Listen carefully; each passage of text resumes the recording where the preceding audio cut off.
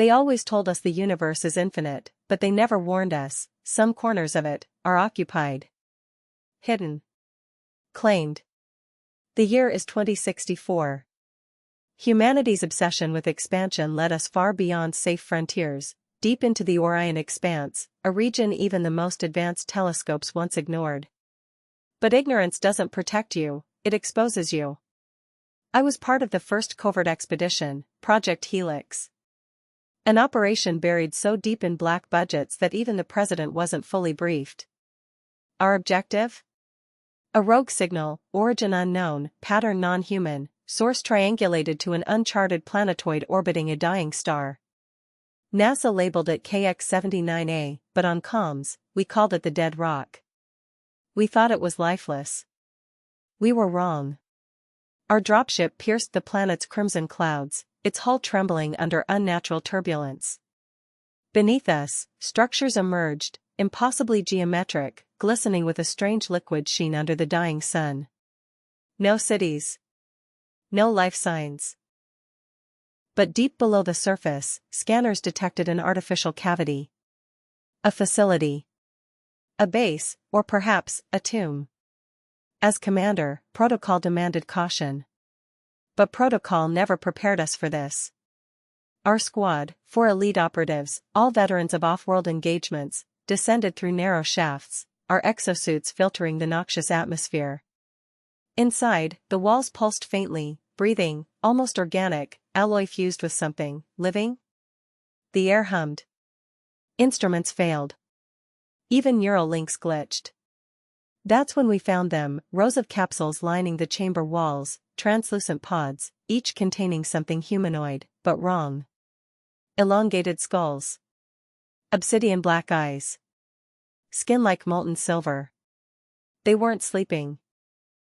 The moment our boots touched the platform, their eyes snapped open. No sound. No movement. Just awareness. A shared gaze so invasive, it bypassed helmets, drilling straight into our minds. Memories fractured. Thoughts distorted. I remembered Earth, green fields, my daughter's laugh, replaced by alien whispers echoing across neural frequencies. Suddenly, the floor shifted. The chamber morphed, revealing intricate glyphs carved deep into the structure. The symbols weren't decorations, they were warnings.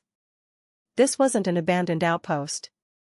It was a lockdown facility, and we'd just triggered the failsafe. In the distance, an alarm, low, resonating like a whale song from the void, signaled activation. The pods hissed. The occupants stirred. We were no longer the observers. We were the observed.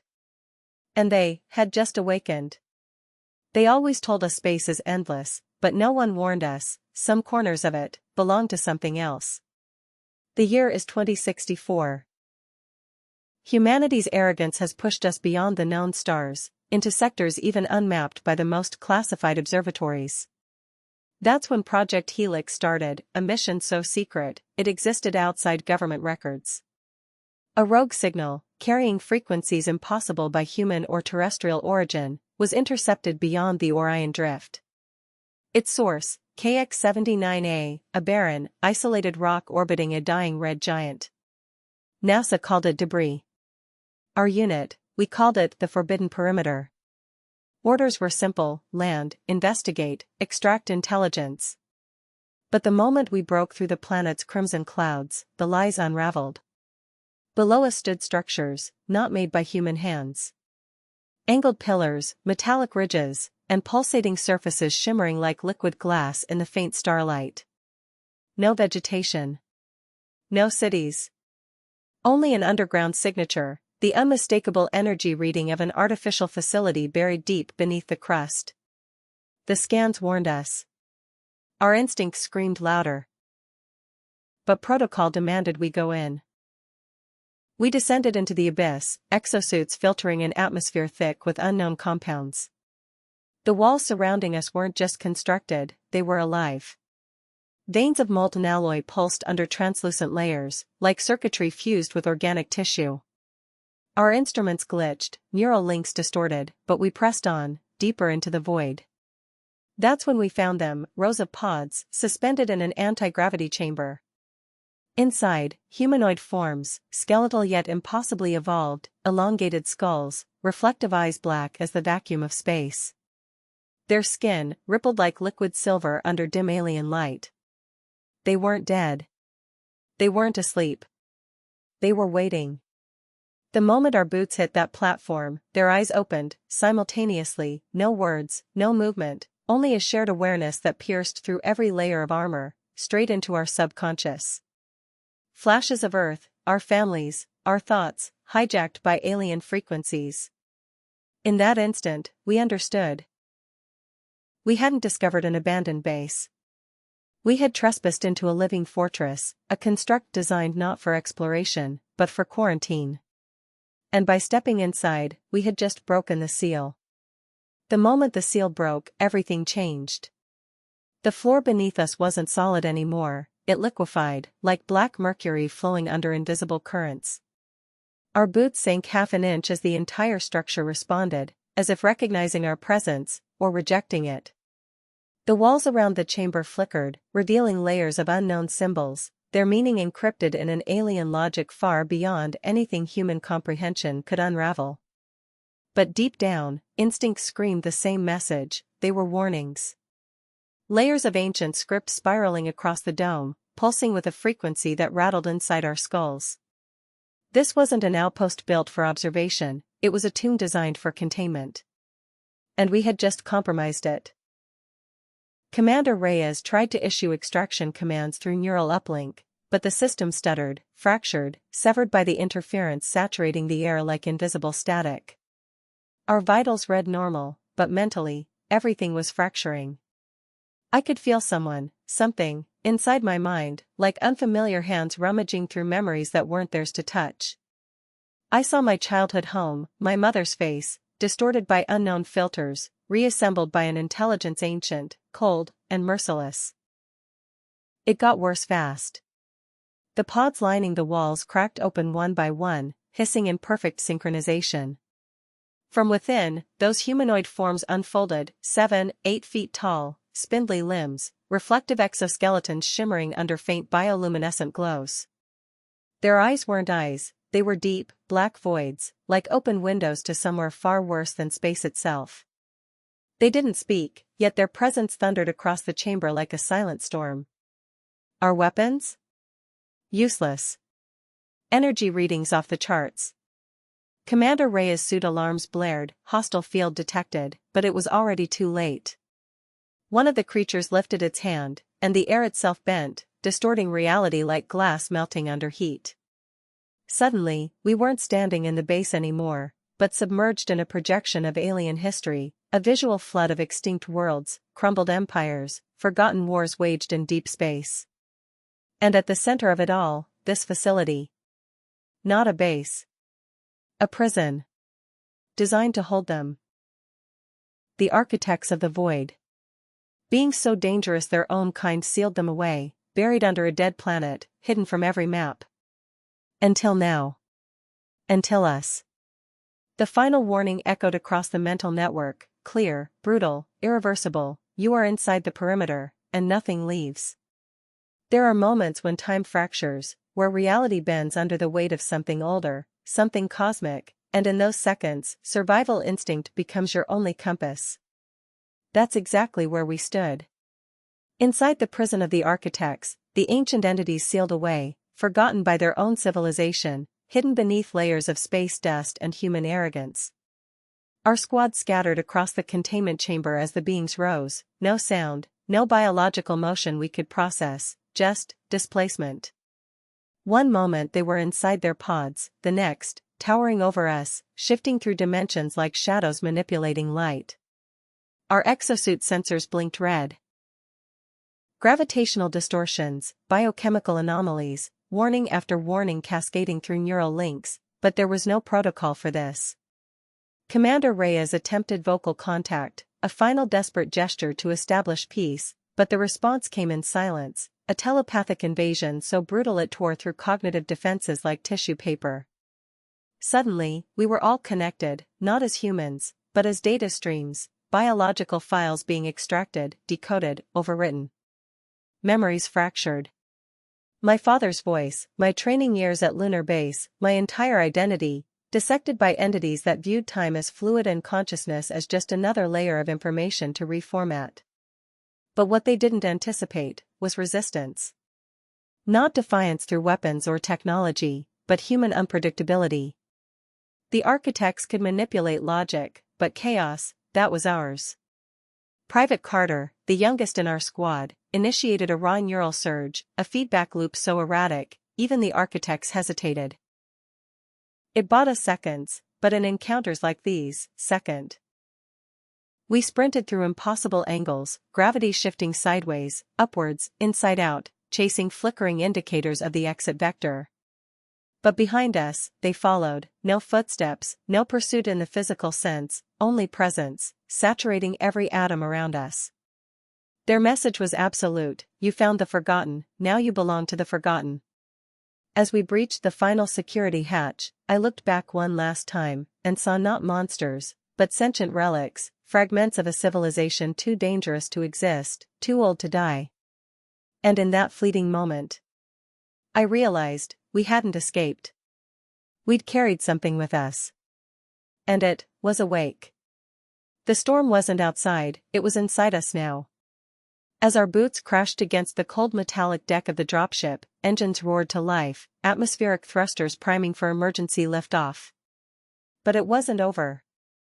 You could feel it, something beneath the skin, crawling through the neural pathways like static electricity, only far more deliberate.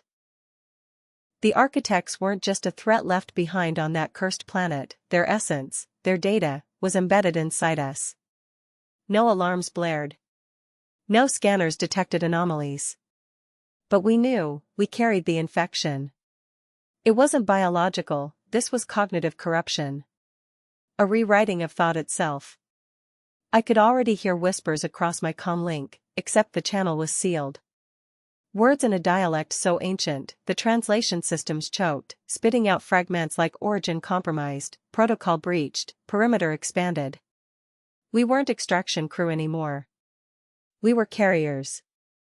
Vectors for something designed not to invade through brute force, but to spread like an idea, a viral intelligence with no shape, no form, only influence. Above the planet's crimson clouds, our dropship broke orbit, silent, heavy, wrong.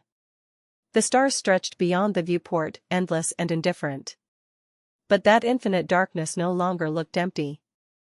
Every constellation, every sector, now seemed connected, as if invisible threads wove across the galaxy, pulling us into a grand design we couldn't comprehend. Carter stared blankly, his pupils flickering with bioluminescent fractals, the first visible symptom. Commander Rhea's hand trembled as he accessed deep scans, no biological contamination detected, but inside his eyes, the same faint glow.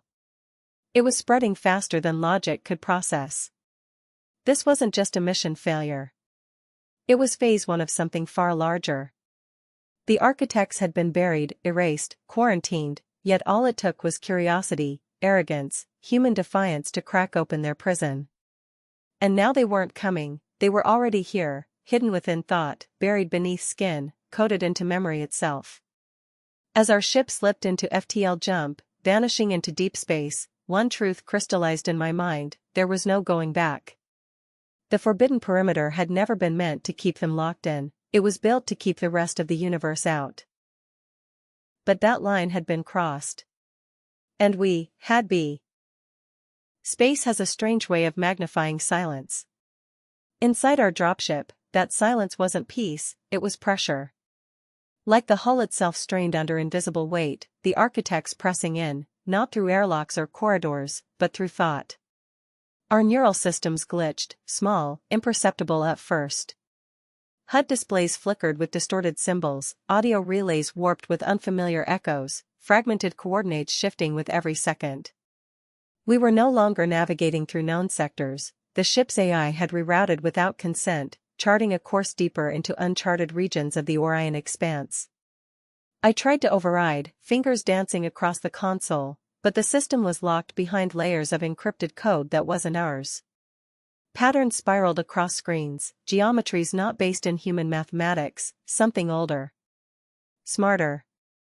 Carter convulsed beside me, his skin pulsing with faint silver fractals, the infection now manifesting physically. His eyes rolled back, pupils dilating into obsidian voids, lips moving in whispers carried from dead civilizations. Reyes tried restraining him, but Carter's strength, unnatural, augmented by whatever nested inside him, was impossible to contain. This wasn't contamination. It was conversion. As the stars outside twisted, reshaping into constellations unfamiliar even to advanced stellar charts, our ship shuddered, space around us fracturing like glass under stress. Reality bent at the edges, gravitational anomalies tearing through the void as unseen forces manipulated the FTL corridors. We weren't in control anymore. The architects were. The moment we breached their tomb, we'd become vessels, extensions of their will, biological data drives programmed for one function, spread. And now, we were en route to the next vector. Ahead, suspended in the infinite black, a space station appeared, silent, immense, orbiting a fractured moon like a sentinel of forgotten knowledge. It wasn't human. It wasn't alien by conventional classifications. It was theirs, an outpost seated long before our species evolved, waiting dormant for reconnection. That reconnection was us. Our ship locked onto its docking channel, systems obeying the hidden protocol etched into our corrupted minds. Alarms blared, crew members shouted, but deep inside, we all knew resistance was obsolete. The forbidden perimeter wasn't a boundary, it was the first layer of a galactic infection cycle. And now, Phase 2 had begun.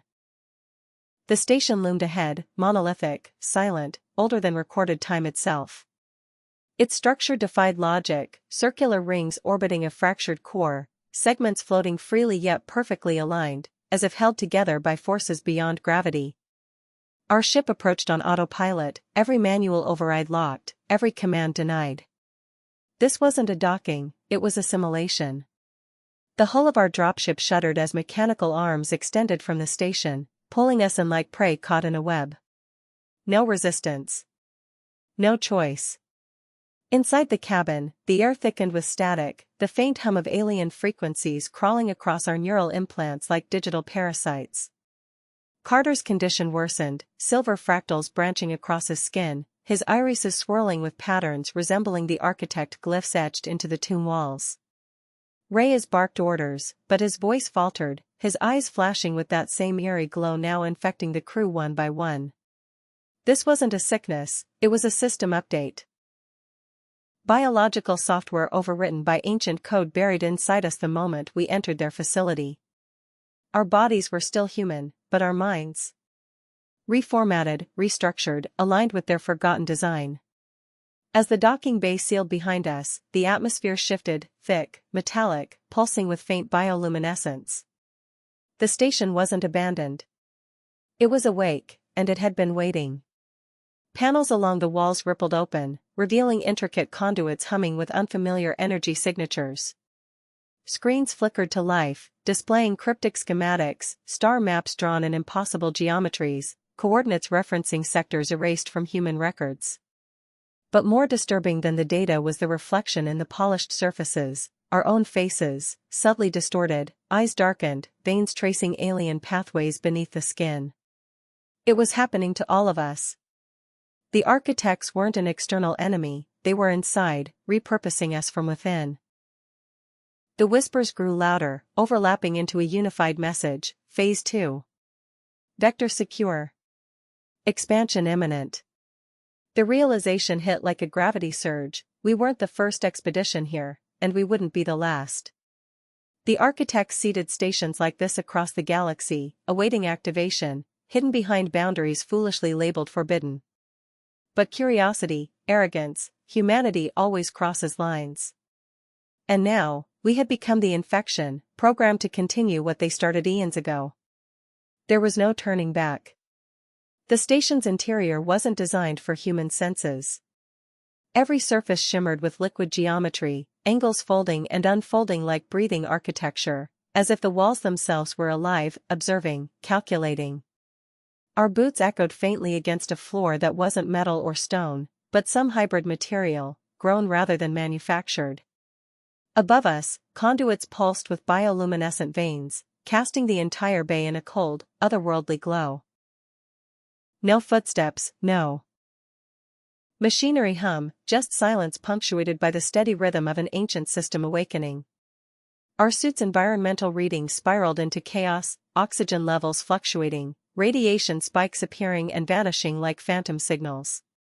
But none of that compared to the real threat, the one inside our minds. Carter was gone now, not dead, transformed.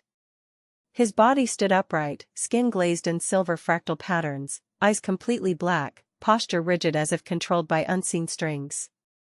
When he spoke, it wasn't his voice, it was layered, mechanical, ancient. "You are the architects now," the words crawled through the air, bypassing language, drilling straight into cognition. We weren't visitors. We weren't prisoners. We were being rewritten into their design. The command deck of the station revealed the full scale of our mistake. Transparent walls curved outward, exposing a panoramic view of deep space, thousands of dormant structures floating like silent sentinels across the black expanse. Each one, an outpost seated long before humanity's first spark. The architects had always been here, waiting, concealed beneath layers of cosmic debris and forgotten coordinates, buried beyond the reach of human arrogance. And we had triggered their next phase. Screens lit up with alien schematics, showing the perimeter collapsing, the boundary that once quarantined this sector dissolving as infected carriers, repurposed vessels like ourselves, began spreading across the stars. Our neural links buzzed, directives downloaded without consent. Expansion routes. Infiltration protocols. It wasn't a war. It was integration. A galactic blueprint where species weren't conquered, they were absorbed, reformatted, made part of something far larger, far older. Reyes tried to resist, his hands trembling over the controls, but the infection was too deep. The architects were already inside every system, every thought, every cell.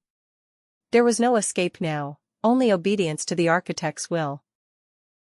And soon, Earth would follow.